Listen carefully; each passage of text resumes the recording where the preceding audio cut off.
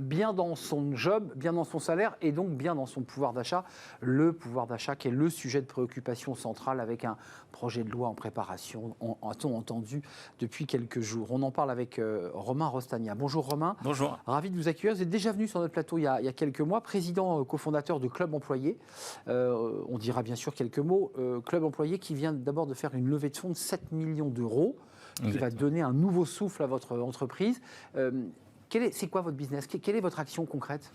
Nous, aujourd'hui, l'objectif, le cœur de métier de Club Employé, c'est d'accompagner les CSE dans la proposition d'avantages qu'ils vont accorder à leurs collaborateurs, à la fois pour améliorer le pouvoir d'achat de ces personnes-là, pour dynamiser la vie sociale en entreprise et faire que l'ensemble des personnes qui animent cette société et ces sociétés se sentent bien là où ils travaillent. Donc, comité social et économique. Et économique, qui est le nouveau nom, puisqu'avant, on appelait ça le CE. Exactement. Et on se souvient, quand on a été salarié, des délégués du personnel qui viennent avec le carton distribuer les chèques vacances, les cadeaux. C'est ça, hein, c'est aussi ça le rôle des délégués. Alors effectivement, on a un petit peu innové sur le produit pour répondre aux problématiques de télétravail, de sociétés multisites, où l'objectif c'est que le salarié qui bénéficie davantage par son CSE puisse n'importe où et à n'importe quel endroit en profiter.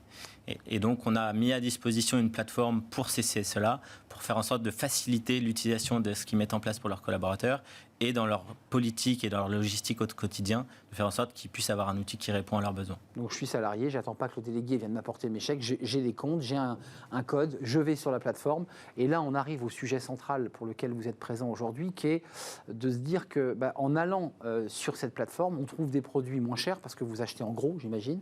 Vous avez des négociations de prix et donc on a des gains de pouvoir d'achat. On est d'accord? Tout à fait. En fait, l'objectif, c'est que le CSE va payer un abonnement pour avoir accès à la plateforme.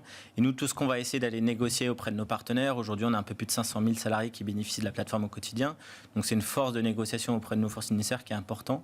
Et tout ce qu'on va réussir à aller négocier auprès de ces fournisseurs-là, c'est de les donner aux collaborateurs qui bénéficient de la plateforme pour faire en sorte que s'ils utilisent la plateforme régulièrement pour aller au cinéma, partir en voyage, acheter un magazine de presse ou acheter des bons cadeaux, ils puissent économiser potentiellement entre 1 000 et 1 500 euros par an en utilisant la plateforme régulièrement. Ça, c'est le chiffre que vous produisez, c'est-à-dire que grâce aux économies de prix qu'ils vont faire en allant acheter sur la plateforme, vous le dites, ça va des abonnements de la presse quotidienne ou de la presse magazine, ça va jusqu'où? Des voyages, tout est possible? Oui, on est devenu par exemple agence de voyage, donc avec Club Employé Voyage, vous pouvez partir en France ou à l'autre bout du monde en économisant 10, 15, 20% sur un voyage qui vous coûte 2 000 euros, ça fait rapidement des économies. Donc l'objectif, c'est vraiment de faire en sorte que, avec tout ce qu'on va négocier, l'enveloppe que le salarié va pouvoir négocier sur l'année lui permette d'améliorer substantiellement son pouvoir d'achat. Alors ça, c'est un sujet de marque employeur parce que on voit que 60% des salariés expliquent qu'ils sont plus motivés au travail lorsqu'on prend en considération le bien-être physique et mental au bureau. Alors je ne sais pas si on peut le relier à cette étude Generali, mais le fait d'avoir une plateforme, le fait d'aller pouvoir faire des économies, pouvoir se faire plaisir aussi, parce qu'il y a une notion ludique, ça contribue quand même au bien-être mental. C'est toujours un petit plus. On ne remplace jamais la relation qu'on a avec son manager, avec sa direction, qui est le principal leitmotiv de motivation dans les entreprises. Mais vous apportez quelque chose en plus, donc c'est de la reconnaissance en plus. Et ça vient potentiellement pousser le salarié à s'investir un peu plus dans la société, à faire en sorte d'être productif au travail et d'avoir conscience que l'entreprise fait des choses pour elle. On va parler des petites entreprises parce qu'il y a un vrai sujet là, des fameux CE qu'on appelle aujourd'hui des CSE, mais les petites boîtes en sont souvent exclues. Là, on parle de grosses entreprises parce que vous avez 2500 entreprises clientes, 500 000 utilisateurs avec des très grosses boîtes. C'est de la marque employeur. Les entreprises communiquent aussi sur cet élément-là ou c'est pas utilisé dans les négociations de recrutement? Si, alors ça fait depuis un petit moment maintenant qu'on retrouve le mot Club Employé dans les fiches de poste des entreprises. C'est une référence. C'est une référence, c'est un outil qui fidélise, comme un ticket resto. Je mets Club Employé dans ma société, je le valorise pour faire en sorte que ça attire des nouveaux candidats. Alors, on va parler de l'avenir, parce que Club Employé, c'est 7 millions d'euros de levée de fonds. Ça, c'est très récent et c'est la bonne nouvelle. En création d'emplois, c'est combien? Là, vous êtes un peu plus de 100 collaborateurs? On est un peu plus de 100. L'objectif, c'est de finir 2022 à 150, 160 collaborateurs. Donc, vous êtes la tête dans le recrutement, là? Exactement. On a une grosse équipe RH qui qui essaye de trouver les meilleurs talents pour répondre à nos problématiques de développement. On s'en sort plutôt bien, même si beaucoup d'entreprises cherchent à recruter en ce moment. On est dans un... C'est quoi les profils? Parce que c'est de la tech là quand même beaucoup. C'est améliorer la plateforme. Exactement, c'est de la tech. Il faut aussi des commerciaux pour aller vendre le produit. Mais effectivement, sur ces deux pôles-là, on recrute beaucoup. Donc, à la fois des développeurs pour accompagner le développement du produit et faire en sorte de répondre et matcher vraiment aux besoins des entreprises pour fidéliser leurs collaborateurs. Parlons des petites entreprises, parce que les grandes entreprises, c'est vrai qu'elles sont... Bon, c'est des machines de guerre. Elles ont effectivement, que ça soit votre entreprise qui cartonne ou d'autres services, bon voilà, les salariés se servent. Ce n'est pas le cas dans les PME, et j'allais dire dans les boîtes de moins de 10 salariés ou des boîtes de 10 à 20 salariés. Ouais. Comment vous les touchez? Comment vous réussissez à les convaincre que c'est utile de le proposer?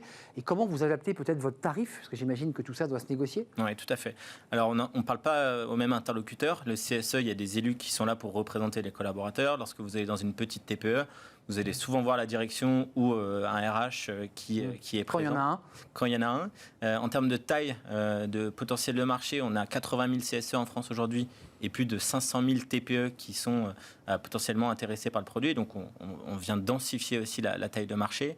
Et ces gens-là, c'est des personnes qui, jusqu'à présent, n'avaient pas forcément les outils pour pouvoir proposer ça. Donc, soit j'augmente les salaires, mais ça peut me coûter cher. Soit je mets en place une plateforme d'avantages pour mes 5-10 collaborateurs qui vont pouvoir bénéficier d'avantages qu'un grand groupe de 500-600 personnes peut mettre en place pour ses salariés. On ne fait pas de différenciation sur les offres, en tout cas. Vous proposez, je dirais, la même plateforme et la même qualité de service sur cette plateforme. On l'a vu tout à l'heure, des voyages, la presse et des dizaines d'autres choses. Le tarif, vous l'adaptez quand même? Parce que l'entreprise vous dit, moi, je ne peux pas prendre un abonnement aussi cher qu'une entreprise du CAC. L'abonnement, il est pricé sur le nombre de licences. Donc, ça veut dire que vous soyez 5 ou 200, effectivement, vous n'allez pas payer le même montant. Donc, l'objectif, c'est de faire en sorte de répondre au budget des TPE pour que l'avantage qu'ils vont mettre en place ne mette pas en danger la santé financière de la société, mais soit là un vrai atout pour fidéliser et garder ses salariés. L'avenir de votre structure que vous avez cofondée, parce que vous êtes un jeune entrepreneur, on l'entend, il y a le développement, il y a la création de salaires, d'emplois, mais c'est quoi l'avenir? Comment vous la voyez, votre entreprise, dans 10 ans là? Alors peut-être pas à 10 ans, mais à 5 ans en tout cas, l'objectif c'est d'avoir environ 10 000 sociétés clientes, ce qui représentera un peu plus d'1 million de salariés. Vous êtes 2500 là. Sous gestion, exactement. Donc l'objectif c'est vraiment ça, faire en sorte qu'un maximum de salariés bénéficient de Club Employé pour améliorer leur pouvoir d'achat au quotidien, aider les sociétés dans la vie sociale. Quand on a 20 collaborateurs, organiser un voyage, un séminaire ou quelque chose comme ça, c'est pas forcément évident. Donc vraiment être là, la référence pour les entreprises sur la façon dont on va fidéliser ses collaborateurs, animer la société et tout en améliorant le pouvoir d'achat des collaborateurs au quotidien. Avant de nous quitter, parce que vous avez une plateforme, on a compris que c'était pour améliorer le pouvoir d'achat, ça on l'a entendu, mais en fait cette plateforme pourrait servir à toute autre chose. Est-ce que vous réfléchissez à l'utiliser aussi finalement pour développer d'autres services? Parce qu'après tout, vous le développez sous l'angle de voyage et de réduction, mais est-ce que vous avez déjà d'autres idées? Est-ce que vous êtes en train de vous projeter sur d'autres idées? On a d'autres produits en ligne de mire, toujours pour faire en sorte d'avoir des outils qui répondent aux besoins de nos clients. C'est surtout les remontées terrain qui nous motivent à innover sur tel ou tel produit, parce que c'est eux qui ont des besoins, c'est eux qui ont des idées aussi sur comment est-ce que je vais... Trop tôt pour vous en parler, ou vous avez déjà quelques pistes? On a le sujet de la partie B2B, c'est-à-dire faire en sorte que toutes les sociétés passent par nous pour créer des séminaires, des team building. Le fait d'être passé à Chance de Voyage aussi, ça nous permet de vous faire partir. Une société de 20 personnes qui veut partir à l'étranger, on est là pour les accompagner. Et vous allez jusqu'au bout, c'est pas que le voyage. Exactement. On fait tout pour que l'entreprise se retrouve avec ses collaborateurs et une vie sociale hyper impactante pour les salariés. Et puis vous allez chercher la valeur jusqu'au bout de la chaîne, quoi. Exactement. Ça, c'est intéressant. Merci Romain Rostagna, vous êtes le président cofondateur de Club Employé, plus de 100 collaborateurs, mais là vous allez passer à 150 peut-être, voire même doubler vos effectifs. Et puis vous vous présentez comme bien l'entreprise qui accompagne ou améliore le pouvoir d'achat des salariés, en tout cas à travers tous les clients que vous accompagnez sur cette fameuse plateforme. Merci de nous avoir... Merci beaucoup. Vous viendrez nous voir dans un an peut-être? Avec plaisir. Pour nous dire où vous en êtes de vos recrutements, de la manière dont vous avez fait évoluer votre entreprise. Merci d'avoir répondu à notre invitation. On passe aux entreprises qui s'engagent. Elles sont nombreuses et on va donner la parole tout de suite à Deloitte. On les appelle les Big Four. C'est un des Big Four. On en parle dans quelques instants.